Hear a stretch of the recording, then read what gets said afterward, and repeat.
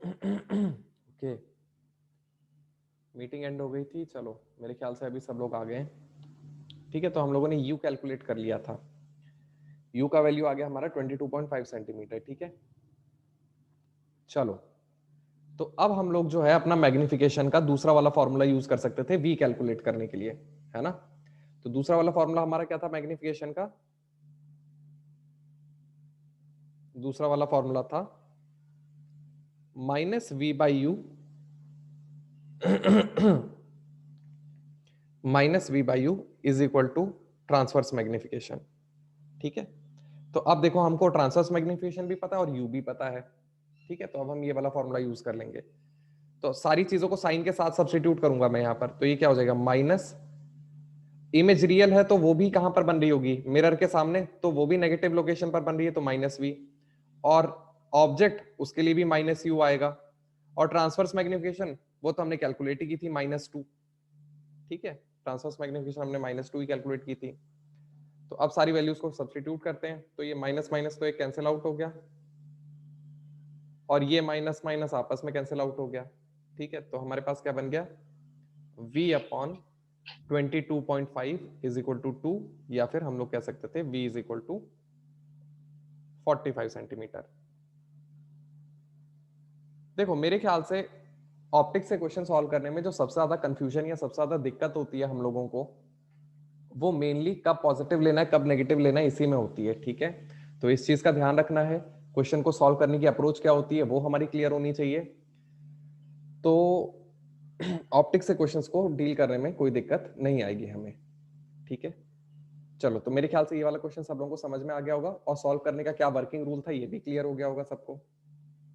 एक और एग्जांपल देख लेते हैं तो उससे चीजें और क्लियर हो जाएंगी हमें। So now this time we are given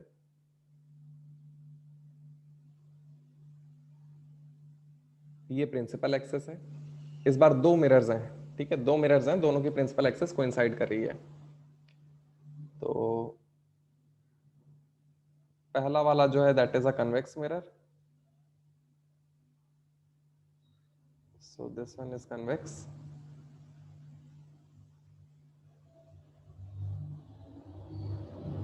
and दो मिनट,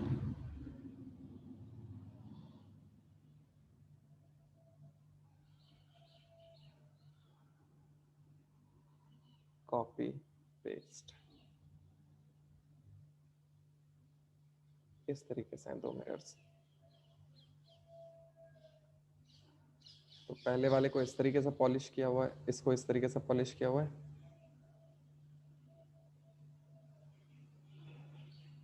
और ये वाले को ऐसे पॉलिश करा हुआ है। तो इनमें से एक मिरर कनकेव है और एक मिरर कन्वेक्स है। लेट अस से ये वाला मिरर है M1 और ये वाला मिरर है M2। ठीक है, अब क्या किया हमने? अब इन दोनों मिरर्स के बीच में हमने एक 1 मिलीमीटर का ऑब्जेक्ट रख दिया। ठीक है, और मिरर 1 से इसकी जो डिस्टेंस है,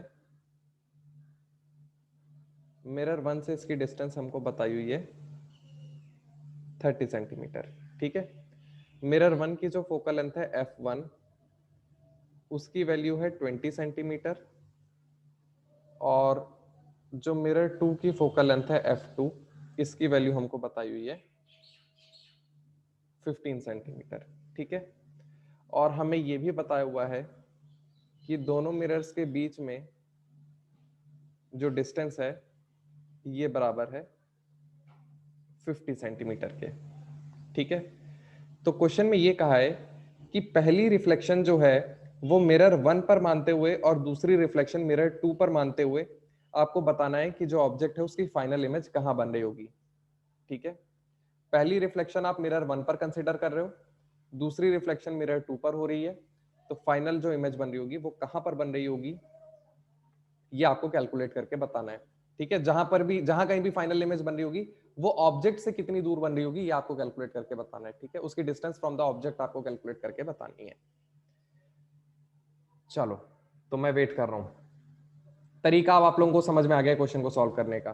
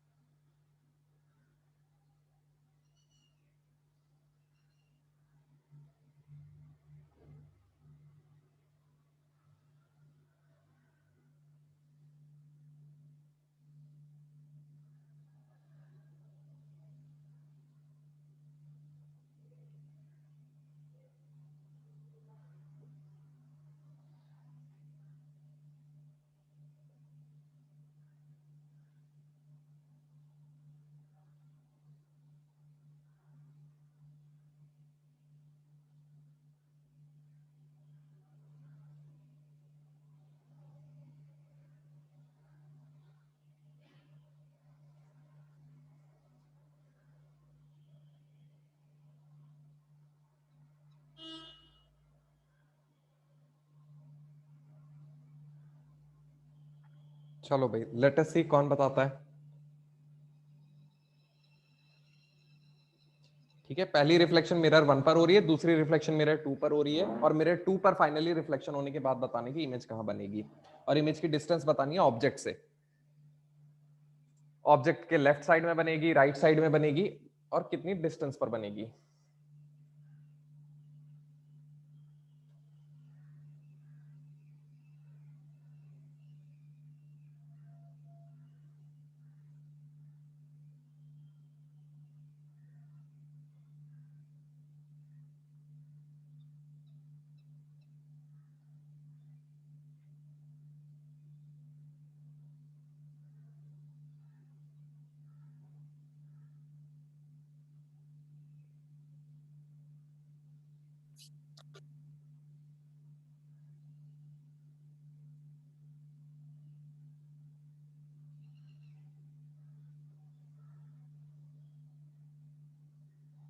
ओके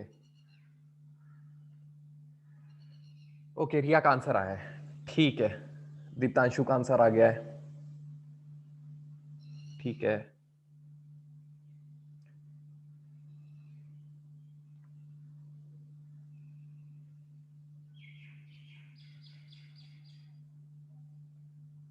चलो भाई, तो अब मैं सॉल्व करने जा रहा हूं क्वेश्चन। आओ भाई देखें अब, आओ भाई समझने की कोशिश करते हैं कि क्वेश्चन में क्या हो रहा है। देखो, हमें फाइनली जो फाइनल इमेज है वो कहां बन रही होगी ये कैलकुलेट करके बताना था। तो भाई देखो, सबसे पहले तो हम लोग ट्रांसवर्स मैग्निफिकेशन कैलकुलेट कर लेते हैं। ठीक है, और मेरे ख्याल से पहली रिफ्लेक्शन मिरर 1 पर हो रही है, तो पहली रिफ्लेक्शन के लिए मुझे यू पता है ना। पहली रिफ्लेक्शन के लिए यू कितना है सर? पहली रिफ्लेक्शन के लिए यू है -30 सेंटीमीटर। ठीक है, क्योंकि पहली रिफ्लेक्शन मिरर 1 पर हो रही है, तो मिरर 1 के पोल से सारी डिस्टेंसेस कैलकुलेट की जाएंगी ना। ठीक है, ओके, श्रेयास का आंसर आ गया है। ठीक है, चलो आओ श्रेयास देखते हैं। ठीक है, तो यू हो गया -30 सेंटीमीटर। ठीक है, अच्छा, और पहला वाला जो मिरर है उसकी जो फोकल लेंथ है उसकी वैल्यू है 20 सेंटीमीटर, लेकिन क्योंकि पहला मिरर जो है वो कनकेव मिरर है, तो इसका मतलब F1 जो है वो हो जाएगा -20 सेंटीमीटर। तो भाई अब इतनी इंफॉर्मेशन मुझे पता लग गई, तो अब मैं ट्रांसवर्स मैग्निफिकेशन कैलकुलेट कर सकता हूं। ट्रांसवर्स मैग्निफिकेशन कितनी हो जाएगी? F upon F minus you. ठीक है, तो यहां से मुझे ट्रांसवर्स मैग्निफिकेशन पता लग जाएगी। सो ट्रांसवर्स मैग्निफिकेशन की वैल्यू हमारे पास कितनी आ गई? ये आ गई -20 अपॉन -20 माइनस -30। ठीक है, तो ये देखो कितना बन गया, ये आ गया हमारे पास -20 अपॉन +30 -20, तो ये कितना हो गया? 10। तो ये कितना आ गया हमारे पास? ट्रांसवर्स मैग्निफिकेशन की वैल्यू आ गई मेरे पास -2। ठीक है, ट्रांसवर्स मैग्निफिकेशन की वैल्यू मुझे पता लग गई। बस अब ट्रांसवर्स मैग्निफिकेशन पता लगी, तो अब मैं v पता लग करके बता सकता हूँ। तो v कितना हो जाना चाहिए था? तो सर v बराबर हो जाना चाहिए था, हम कह सकते थे कि जो ट्रांसवर्स मैग्निफिकेशन है वो बराबर हो जाएगा -v/u के। ठीक है, अब भाई v का साइन तो मुझे पता नहीं है, कोई बात नहीं। वैसे तो ट्रांसवर्स मैग्निफिकेशन नेगेटिव आई है, तो इसका मतलब कि इमेज जो है वो इन्वर्टेड बन रही है, और इसका मतलब अगर इमेज इन्वर्टेड बन रही है तो इमेज रियल है, और अगर इमेज रियल है तो इसका मतलब मिरर के सामने ही बन रही होगी। मिरर के सामने ही बन रही होगी, तो वैसे तो मुझे पता है कि v नेगेटिव होगा। तो हम लोग क्या कर सकते थे? हम कह सकते थे -v upon -u, that is equal to -2। तो एक ये माइनस माइनस कैंसिल हो गया, एक ये माइनस माइनस यहां से कैंसिल हो गया, फाइनली हमारे पास क्या गया? 2 इज इक्वल टू v/u। अच्छा, v/u, u था 30 सेंटीमीटर, बस हो गया अपना काम। v पता लग गया हमें, v आ गया 60 सेंटीमीटर। अच्छा, तो पहली रिफ्लेक्शन के बाद ऑब्जेक्ट की जो रियल इमेज बन रही थी, ठीक है ना, पहली रिफ्लेक्शन के बाद ऑब्जेक्ट की जो रियल इमेज बन रही थी वो पहले वाले मिरर से 60 सेंटीमीटर पर बन रही थी। अच्छा, और क्योंकि रियल इमेज थी तो इसलिए इन्वर्टेड भी थी। अच्छा, अब ऑब्जेक्ट डिस्टेंस थी 30 सेंटीमीटर और इमेज डिस्टेंस थी 60 सेंटीमीटर, तो मेरे ख्याल से आपको ये भी सब बात समझ में आ रही होगी कि मैग्निफिकेशन जो है जो आपकी इमेज है वो मैग्निफाइड है, तो इमेज जो बनती वो यहां कहीं पर बनती, और ये कितनी हो जाती, ये 2 mm हो जाती, ठीक है। और ये पहले वाले मिरर से 60 सेंटीमीटर पर बनी है, मतलब मैं ये कह सकता हूं कि जो दूसरे वाले मिरर का पोल है उससे ये डिस्टेंस हो गई है 10 सेंटीमीटर, दूसरे वाले मिरर के पोल से ये 10 सेंटीमीटर की डिस्टेंस पर बनी है।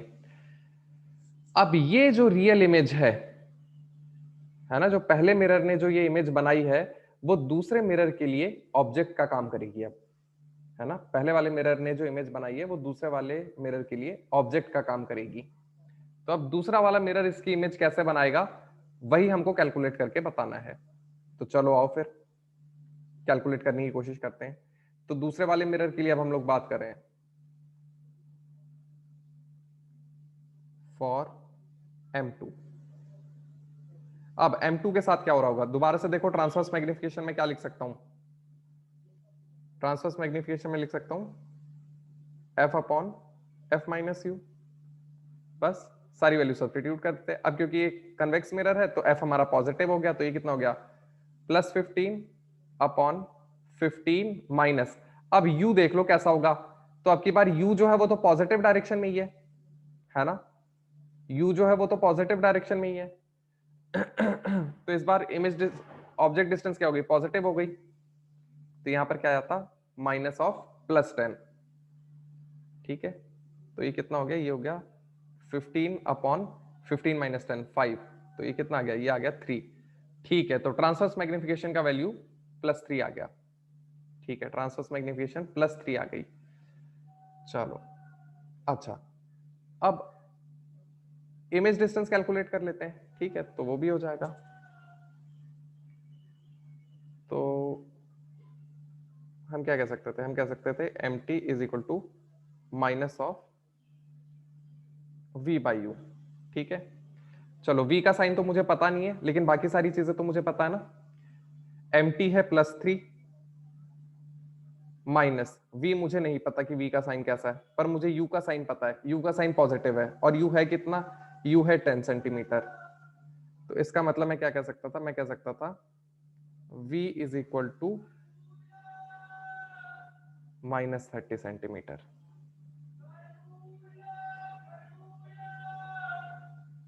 ठीक है। तो भाई v का जो वैल्यू है वो -30 सेंटीमीटर आ गया, मतलब जो सेकंड मिरर है वो जो इमेज बनाएगा, सेकंड मिरर जो इमेज बनाएगा वो अपने आगे 30 सेंटीमीटर की डिस्टेंस पर बनाएगा, ठीक है। सेकंड मिरर जो इमेज बनाएगा वो अपने से आगे 30 सेंटीमीटर बनाएगा, मतलब यहां कहीं पर,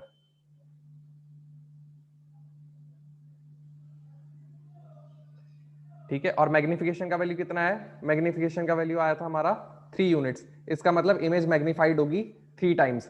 तो भाई जो ऑब्जेक्ट था वो 2 mm का था, तो इसका मतलब जो इमेज होगी वो कितने की होगी, image will be of 6 mm। और मैग्निफिकेशन पॉजिटिव आई थी, इसका मतलब जैसा ऑब्जेक्ट था वैसी इमेज बन रही थी, इरेक्ट इमेज बन रही थी, तो इस तरीके की इमेज बनती है हमारी। तो हमसे क्वेश्चन में पूछा हुआ था कि जो फाइनल इमेज होगी वो ऑब्जेक्ट से कितनी दूरी पर बन रही होगी, तो भाई देख लो, जो सेकंड मिरर है उससे ऑब्जेक्ट की जो डिस्टेंस है वो 20 सेंटीमीटर है और इमेज की डिस्टेंस 30 सेंटीमीटर है, तो दोनों के बीच की जो डिस्टेंस है वो आ गई 10 सेंटीमीटर, ठीक है। तो तुम देख रहे हो, कुछ सोचना ही नहीं है, कुछ करना ही नहीं है, बस ट्रांसवर्स मैग्निफिकेशन का रिजल्ट अगर तुम्हें याद है और साइन कन्वेंशन तुम ठीक से लगा ले जाते हो तो बस, चाहे 2 मिरर हो, चाहे 10 मिरर हो, चाहे 20 मिरर हो, कितना भी कैसा भी कॉम्बिनेशन हो, कुछ सॉल्व करने में कोई दिक्कत नहीं आती, ठीक है। चलो, तो ये बात क्लियर है सब लोगों को, ठीक है। तो रिया का आंसर बिल्कुल सही था, रिया का आंसर बिल्कुल सही था। दीप्तांशु का भी आंसर सही था, लेकिन दीप्तांशु ने जो है मिरर से डिस्टेंस बताई थी, मैंने ऑब्जेक्ट से पूछी थी, बट आंसर सही है। चलो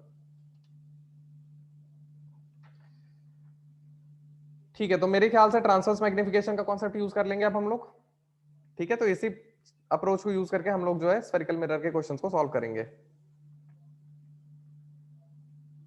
चलो, तो अब आगे बढ़ते हैं।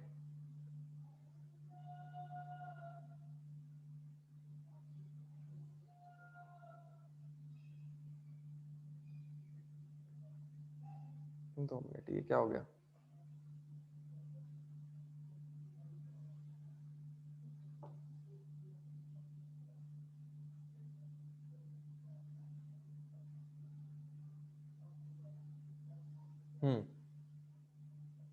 ओके, तो अब अभी तक हम लोगों ने ट्रांसवर्स मैग्निफिकेशन देखी। इसी में अब नेक्स्ट सब टॉपिक है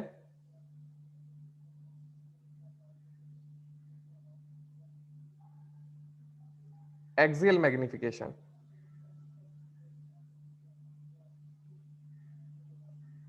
अब एक्सियल मैग्निफिकेशन सीखेंगे हम लोग।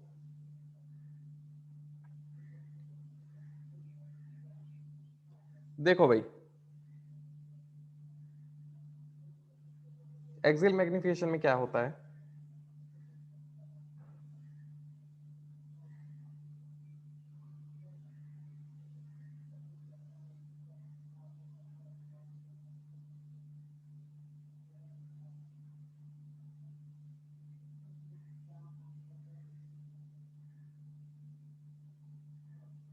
इस तरीके से सपोज हमारा मिरर है, ठीक है, एंड अब की बार जो ऑब्जेक्ट होगा, अब की बार जो ऑब्जेक्ट होगा, लेट अस से ऑब्जेक्ट का कलर कुछ अलग तरह का कर देते हैं। तो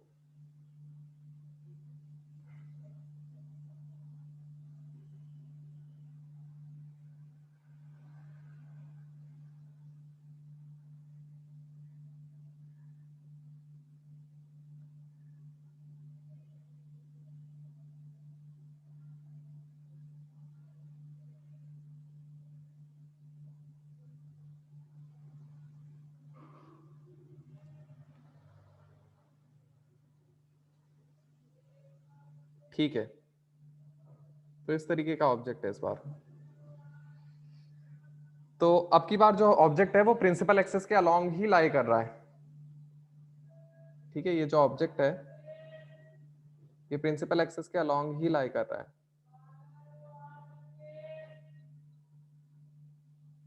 ठीक है। तो इस तरीके से जब भी ऑब्जेक्ट रखा होगा तो उसकी जो इमेज बनेगी वो भी प्रिंसिपल एक्सेस के अलोंग ही बनेगी। तो जो इमेज बनेगी वो कुछ इस तरीके की दिखाई देगी हम लोगों को,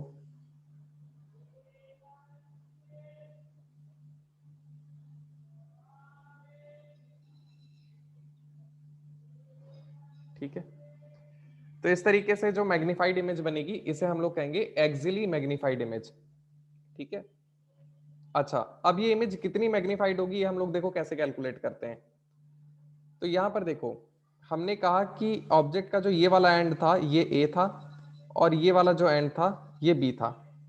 तो हम क्या करते हैं, हम लोग ए पॉइंट पर ट्रांसवर्स मैग्निफिकेशन पता कर लेते हैं। हम लोग ए पॉइंट पर ट्रांसवर्स मैग्निफिकेशन पता कर लेंगे और हम लोग बी पॉइंट पर ट्रांसवर्स मैग्निफिकेशन पता कर लेंगे, ठीक है। ट्रांसवर्स मैग्निफिकेशन एट ए हमने कहा ये बराबर हो गया F upon F minus U A. ऐसे ट्रांसवर्स मैग्निफिकेशन एट बी हो गया F upon F minus U B. अब जो एक्सियल मैग्निफिकेशन होती है, जो एक्सियल मैग्निफिकेशन होती है वो बराबर होती है transverse magnification at A into transverse magnification at B, बस, ठीक है। तो एक्सियल मैग्नीफाइड ऑब्जेक्ट अगर आपको ऑब्जेक्ट मतलब ऑब्जेक्ट की जो इमेज है उसकी लेंथ कैलकुलेट करनी है तो पहले आप एक्सियल मैग्निफिकेशन कैलकुलेट कर लो। और एक्सियल मैग्निफिकेशन कैलकुलेट करने का तरीका क्या है, जो ऑब्जेक्ट के दोनों एंड्स हैं उनके लिए आप लोग ट्रांसवर्स मैग्निफिकेशन कैलकुलेट कर लो, दोनों को मल्टीप्लाई कर दो, आपको एक्सियल मैग्निफिकेशन मिल जाएगी। एक्सियल मैग्निफिकेशन को ऑब्जेक्ट की लेंथ से मल्टीप्लाई कर दो, आपको इमेज लेंथ मिल जाएगी, ठीक है। तो एक्सियल मैग्निफिकेशन क्या हो जाएगी, एक्सियल मैग्निफिकेशन हो जाएगी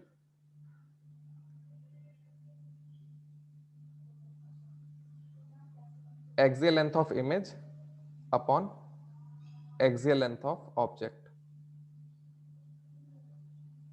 ठीक है। Axial length of image upon axial length of object.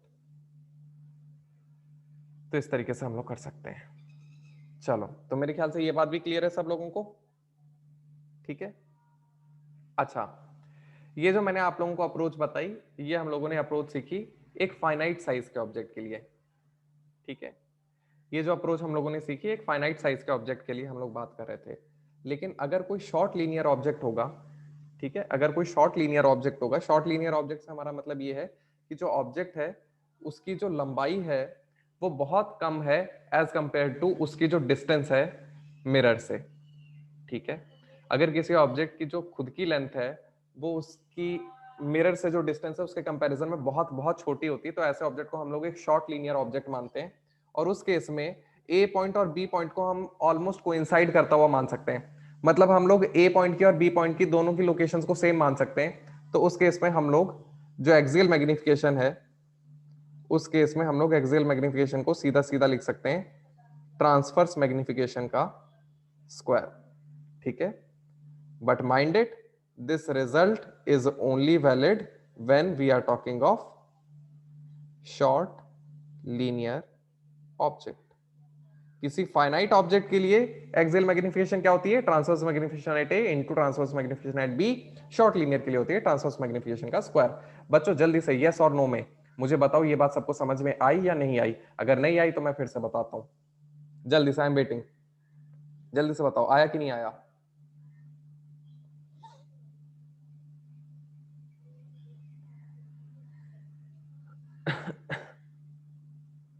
ठीक है, ठीक है, ये बात हमको समझ में आई। चलो फिर ठीक है, तो हमको एक्सियल मैग्निफिकेशन भी समझ में आ गई। ठीक है, तो दो तरीके की एक्सियल मैग्निफिकेशन होती है, फाइनाइट साइज और शॉर्ट ऑब्जेक्ट।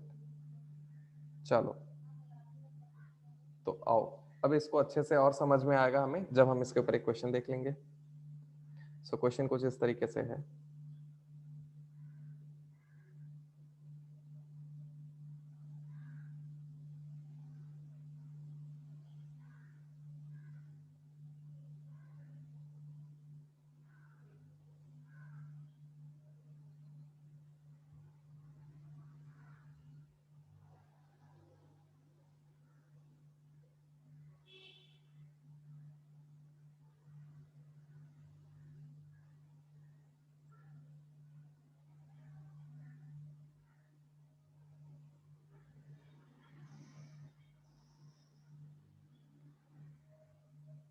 तो ऐसे से एक ऑब्जेक्ट रखा हुआ है,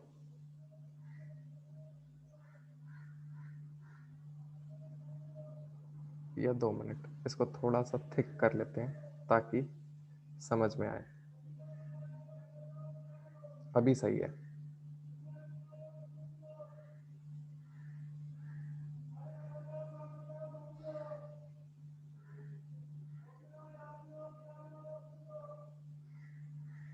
ठीक है, तो हमको ये बताया हुआ है कि ये भी 1 mm है, ये भी 1 mm है, और ये भी 1 mm है, ठीक है। और ये जो ऑब्जेक्ट है इसकी जो मिरर से डिस्टेंस है दैट इज 20 सेंटीमीटर, ठीक है। ये एक वायर फ्रेम है, इसकी जो मिरर से डिस्टेंस है वो 20 सेंटीमीटर है, और जो मिरर की फोकल लेंथ है वो हमको बताई हुई है 15 सेंटीमीटर। तो क्वेश्चन में हमसे ये पूछा हुआ था कि ये जो ऑब्जेक्ट है इसकी जो इमेज है वो कहाँ पे बन रही होगी, ठीक है ना, मिरर से कितनी दूर बन रही होगी, और ये जो ऑब्जेक्ट है इसकी जो इमेज होगी उसका पेरीमीटर कैलकुलेट करके बताना था। दो चीजें क्वेश्चन में हमसे पूछी हुई थी। क्वेश्चन में पहले पार्ट में हमसे पूछा हुआ था कि पोजीशन ऑफ इमेज क्या होगी, और फिर हमसे पूछा हुआ था कि जो इमेज बन रही है उसका पेरीमीटर कितना होगा। जैसे जो ऑब्जेक्ट है इसका पेरीमीटर कितना है 3 mm, इमेज का पेरीमीटर कितना होगा ये कैलकुलेट करके बताओ। चलो तो अब यहां पर देखो दो दो चीजें हो रही है, यहां पर ट्रांसवर्स मैग्निफिकेशन भी लग रही है और एक्सियल मैग्निफिकेशन भी लग रही है। अब आपको डिसाइड करना है कौन सी मैग्निफिकेशन यूज करनी है आपको।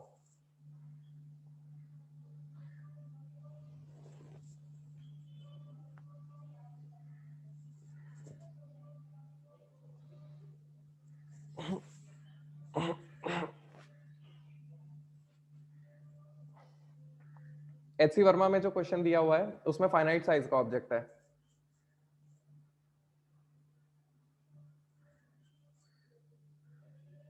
उसमें जो आंसर आता है वो थोड़ा डिस्टॉर्टेड इमेज बनती है। एक आर्म का लेंथ छोटा होता है, दूसरे आर्म की लेंथ बहुत बड़ी होती है।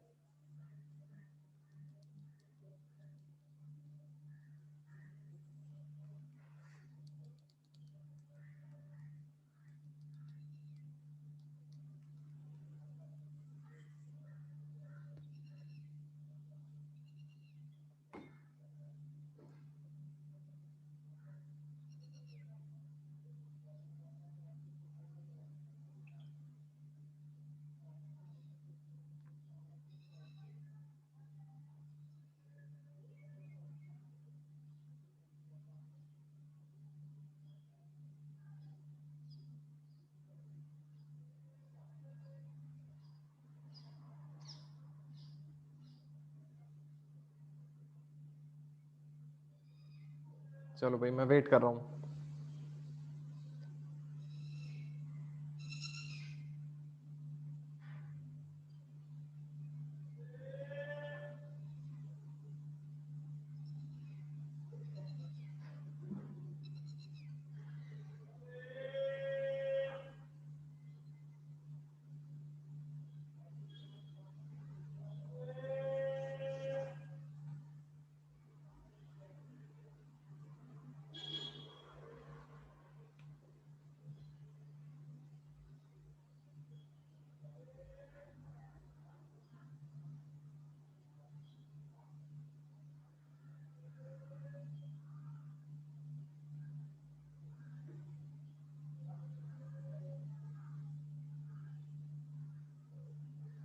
चलो भाई जल्दी से बताओ कितना आंसर आएगा। क्वेश्चन में दो चीजें पूछी हमसे।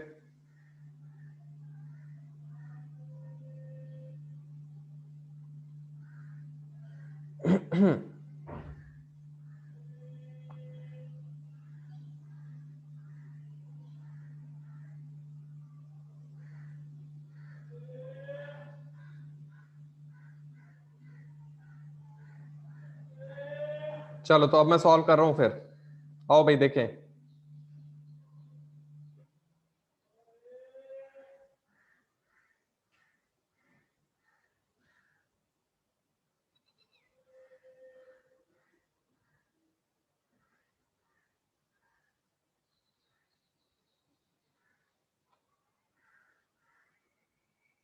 ठीक है, रिया का आंसर आया है।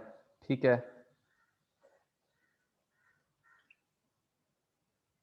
ठीक है। ओके, रिया ने दोनों पार्ट्स आंसर कर दिए। ठीक है, चलो आओ फिर। चलो तो अब मैं सॉल्व कर रहा हूं, आओ देखें। तो भाई देखो, भाई सबसे पहले क्वेश्चन में तो मुझसे पोजीशन ऑफ इमेज पूछिए। यार देखो, चाहे कुछ भी पूछा हो, हर एक चीज को सॉल्व करने के लिए हमको किसकी जरूरत पड़ती है? हर एक चीज को सॉल्व करने के लिए हमको जरूरत पड़ती है ट्रांसवर्स मैग्निफिकेशन की। तो सबसे पहले हम लोग ट्रांसवर्स मैग्निफिकेशन कैलकुलेट करके खेल खत्म करते हैं। ठीक है, तो ट्रांसवर्स मैग्निफिकेशन कितनी हो जानी चाहिए थी? Transverse magnification will be equal to, देखो मुझको क्या पता है, मुझे एफ पता है और यू पता है, तो मैं क्या कह सकता था, मैं यूज कर सकता था F upon F minus you. अब सारी वैल्यूज को साइन के साथ डालो। कनकेव मिरर है तो फोकल लेंथ नेगेटिव हो गई, मतलब कि -15 अपॉन -15 माइनस। अब u पॉजिटिव होगा कि नेगेटिव होगा? तो सर u नेगेटिव होगा। क्यों? क्योंकि ऑब्जेक्ट जो है वो मिरर के सामने रखा है। तो ये कितना हो गया? ये हो गया -20। ठीक है, तो ट्रांसवर्स मैग्निफिकेशन कितनी होगी? ट्रांसवर्स मैग्निफिकेशन हो गई -15 अपॉन -15 प्लस 20। तो ये कितना हो गया? ये हो गया -15 अपॉन 5। तो ट्रांसवर्स मैग्निफिकेशन मुझे पता लग गई। ठीक है, ट्रांसवर्स मैग्निफिकेशन की वैल्यू कितनी आ गई? -3। चलो, ट्रांसवर्स मैग्निफिकेशन पता लग गई, तो अब अपना सारा काम हो गया। अब हमसे पोजीशन ऑफ इमेज पूछा हुआ था, तो ठीक है, पोजीशन ऑफ इमेज बताना बहुत आसान है। हम लोग क्या कर सकते थे? हम कह सकते थे कि भाई ट्रांसवर्स मैग्निफिकेशन जो है वो बराबर हो जाएगी minus of v by you के। ठीक है, अच्छा, v का साइन मुझे नहीं पता, लेकिन मुझे u पता है। u कैसा है? u है -20। ठीक है, u -20 है। तो यहां से मेरे पास क्या आ गया? ये माइनस माइनस कैंसिल आउट हो गया। u का वैल्यू आ गया, v का वैल्यू, सॉरी, v का वैल्यू आ गया मेरे पास -60 सेंटीमीटर। ठीक है, भाई v का वैल्यू भी पता लग गया, v का वैल्यू आ गया मेरे पास -60 सेंटीमीटर। तो इसका मतलब जो इमेज बन रही थी वो भी मिरर के सामने ही बन रही थी, और मेरे ख्याल से सामने बन रही है, तो इसका मतलब क्या हुआ, इमेज रियल है, रियल है तो इसका मतलब इमेज कैसी होगी, इसका मतलब इमेज जो है वो इन्वर्टेड होगी। तो इसका मतलब इमेज कुछ इस तरीके की बन रही थी, और इमेज दूर भी बन रही है, इसका मतलब इमेज मैग्निफाइड भी होगी। तो इमेज कुछ इस तरीके की थी।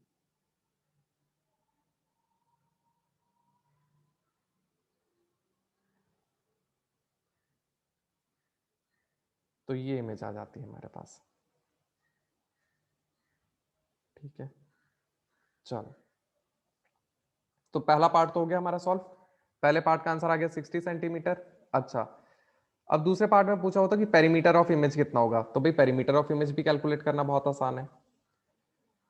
यहां पर ये जो है ये फर्स्ट आर्म है और ये सेकंड आर्म है, तो इन दोनों आर्म्स के लिए तो हम लोग ट्रांसवर्स मैग्निफिकेशन यूज करेंगे। तो इनकी लेंथ कैसे हम लोग कैलकुलेट कर सकते थे, भाई ट्रांसवर्स मैग्निफिकेशन का वैल्यू -3 आया था, ठीक है ना, ट्रांसवर्स मैग्निफिकेशन का वैल्यू -3 आया था। तो हम लोग क्या कह सकते थे कि जो इमेज लेंथ हो जाएगी वो क्या हो जाएगी, हम कह सकते थे -3 is equal to image length upon object length, और ऑब्जेक्ट लेंथ कितनी थी 1 mm। तो इसका मतलब इन आर्म्स की जो इमेज है वो कितनी हो गई -3 mm। ठीक है, ठीक है, तो ये वाला आर्म भी 3 mm का हो गया और ये वाला आर्म भी 3 mm का हो गया। ठीक है, बहुत बढ़िया। अब ये जो बेस है, ये जो थर्ड बेस है, ये कैसे कैलकुलेट करें, तो इसके लिए हम लोगों को एक्सियल मैग्निफिकेशन यूज करनी पड़ेगी, और क्योंकि शॉर्ट लीनियर ऑब्जेक्ट है इसलिए एक्सियल मैग्निफिकेशन क्या हो जाएगी, एक्सियल मैग्निफिकेशन हो जाएगी ट्रांसवर्स मैग्निफिकेशन का स्क्वायर, मतलब कि -3 का square that is equal to 9। अब एक्सियल मैग्निफिकेशन क्या होती है, axial image upon axial object. ठीक है, तो एक्सियल ऑब्जेक्ट की लेंथ तो 1 mm ही थी, तो एक्सियल इमेज की लेंथ कितनी हो गई, इमेज की लेंथ हो गई 9 mm। तो इसका मतलब जो बेस था उसकी लंबाई कितनी हो गई, बेस की लंबाई हो गई 9 mm। तो हमसे पूछा होता कि पेरीमीटर ऑफ इमेज कितना होगा, तो 3 और 3 6, 6 और 9 15। तो फाइनल आंसर कितना हो गया 15 mm। तो फर्स्ट पार्ट का आंसर आ गया 60 सेंटीमीटर और सेकंड पार्ट का आंसर आ गया 15 mm। बच्चों जल्दी से बताओ, क्या ये बात क्लियर है सब लोगों को, किसी को कोई डाउट है, जल्दी से बताओ। क्वेश्चन समझ में आया कि नहीं आया, क्वेश्चन से ज्यादा इंपॉर्टेंट है क्वेश्चन सॉल्व करने का तरीका क्लियर है। ठीक है, ठीक है, तो आगे से क्वेश्चंस को कैसे हैंडल करना है, हमेशा कौन सा कॉन्सेप्ट यूज करेंगे, ट्रांसवर्स मैग्निफिकेशन। देखो भाई ट्रांसवर्स मैग्निफिकेशन एक ब्रह्मास्त्र है, जैसे ही तुम्हें ट्रांसवर्स मैग्निफिकेशन पता लग गया तुमने पूरा क्वेश्चन खोल करके रख दिया। ठीक है, ट्रांसवर्स मैग्निफिकेशन से तुम पूरा क्वेश्चन कैलकुलेट करके बता सकते हो। ठीक है, और एक्स वाई जेड कुछ करने की जरूरत नहीं है। तो ये तो कहानी हुई स्फेरिकल मिरर्स की।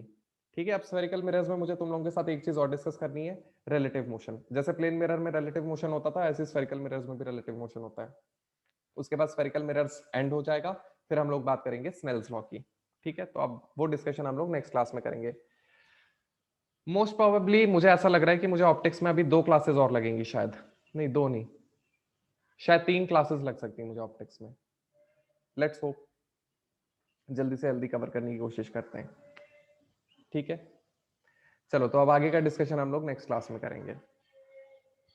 ठीक है, और हाँ, जो लेक्चर का लिंक है वो मैं यूट्यूब पर अपलोड कर दूंगा, तो अगर किसी को लेक्चर का लिंक चाहिए होगा तो मुझे व्हाट्सएप कर देना, मैं आपको जो है लिंक पोस्ट कर दूंगा। ठीक है, चलो okay, so bye bye everyone, take care of your self and अच्छे से तैयारी करो सब। चलो।